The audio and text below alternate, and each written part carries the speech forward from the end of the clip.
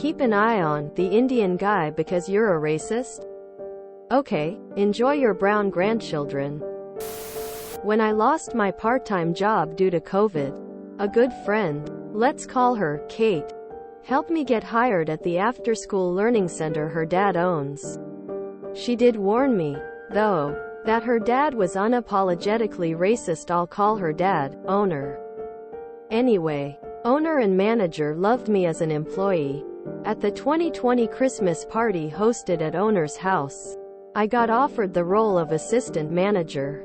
We chatted for a while after, and owner and I briefly bonded over our dislike of corrupt establishment politicians.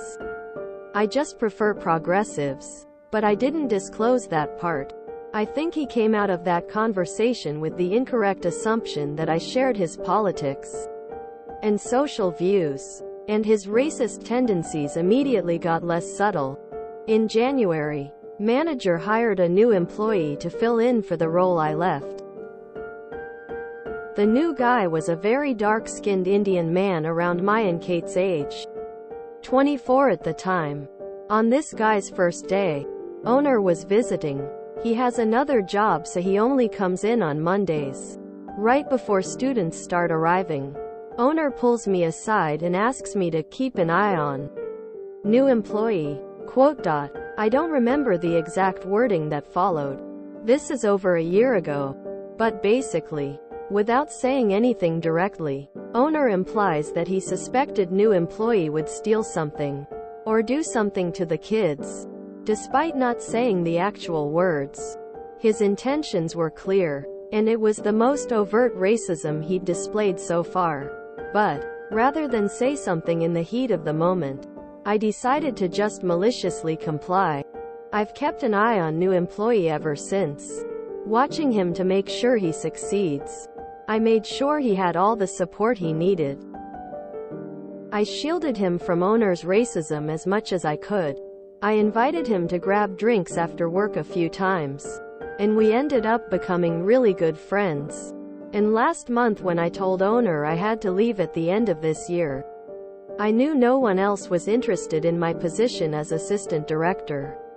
So I got most of the staff to endorse him as my replacement. I'm now training him to take over for me. He's doing so well today that I was able to just sit around and write this post. But my favorite part in all of this is that at last year's Christmas party, I introduced new employee to Kate. They clicked like no other couple I've ever seen, and have now been dating for almost a year. New employee proposed to Kate at Thanksgiving and she said yes. And I know they're definitely trying for kids real soon. Owner knows they're engaged, but he didn't come in on Monday like he usually does, and we haven't heard from him. So I don't know how he's taking it. Anyway, can't wait for this year's Christmas party. Winking face. Damn, can you keep an eye on me so I can succeed next? I'll pretend to steal something if it helps. May your style of MC be spread across the lands. Malicious Christmas, Q Salisbury Hill by Peter Gabriel. Coming soon to the Hallmark Channel. He ended up stealing Kate's heart. So technically, owner was right. Owner was right. New employee did steal something. Kate's heart. Jokes aside, congrats to the happy couple. There's a wholesome Christmas story. The only time you should keep an eye on an Indian is when they go out to lunch, because they probably know where the good Indian restaurants are. Possibly the most wholesome, kind-hearted MC I've ever had the pleasure of reading.